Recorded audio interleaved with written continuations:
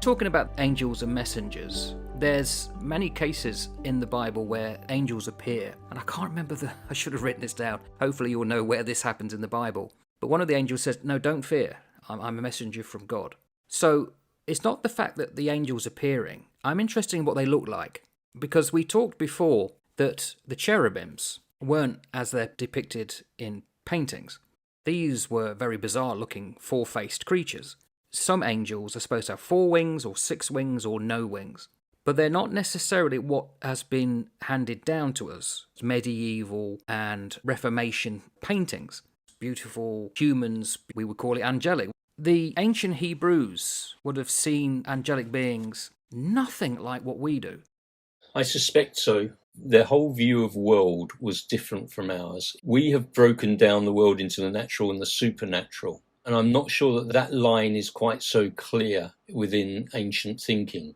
Supernatural is a word that's only came into use, I think, from around about the 1800s. And pre that, there was never anything to discern what was of the natural order and what was of the unnatural order rather than supernatural order, because it was all one. We are spiritual beings encapsulated in a material body, and we're living and moving within a field of restraint. But that field of restraint is infused by everything going on around us that we can't see, that we can't touch, that we can't taste, that we can't smell with our limited senses and all of that sort of stuff. The Hebrews particularly would have had a view that angels rock up. They move in and out of our field far more regularly than we think. And it's just normal. It's not an abnormal thing. It's a normal thing. It's not a supernatural thing. It's a perfectly natural thing for there to be this cross flow between these dimensions. It's natural. Yeah. There's not this stark divide. And I personally quite like that way of thinking. If we recognize that we are in a world where there is so much that we don't understand, where there is so much that infuses it and runs through it, that is beyond our imagination and beyond our limited sense at this moment in time to grasp, that's amazing. It should keep us open to things that just happen and that we can't explain, and be willing to stand in the mystery of it.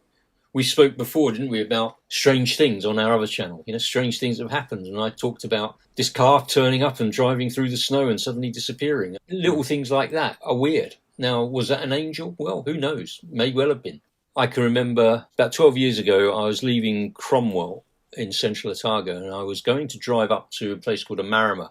I was running a sort of afternoon service up there for some people up there in a small church. So I'd got another guy with me, and we were in a van. He was taking up some music so that he could play for the people up there and that type of stuff. And as I pulled out and started to go up the road, there's 2 young hikers stood on the side of the road, 2 fellas. And so I thought, I'll give them a ride. Got plenty of room. So pull over, they jump in. American, possibly. Canadian, maybe. Can't remember now. They said, oh, great. We were just praying that a police car would turn up and perhaps give us a ride. And I said, well, you're unfortunate. I haven't got a police car. I said, but I am ex-police.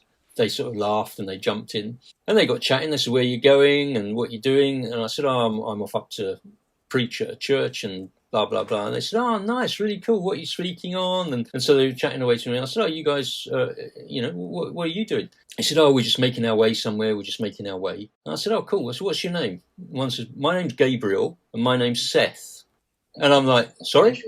I said, of course it is. They smiled at me and we just chatted all the way up. And I said, you're welcome to come to the service if you want. And they said, no, we've got some things that we need to get on with. I put them at the end of the road and I turned around. They weren't there. They'd gone.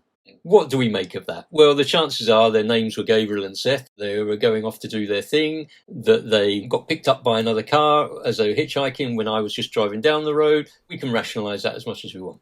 And I don't know who they were, what they were. They were on a mission. They were going somewhere and they had to get there. And I'd just given them a ride. Would I have to give them a ride if they were angelic beings? Of course not. But the conversation that we had together while we were journeying was really interesting about God and about stuff. Gabriel and Seth.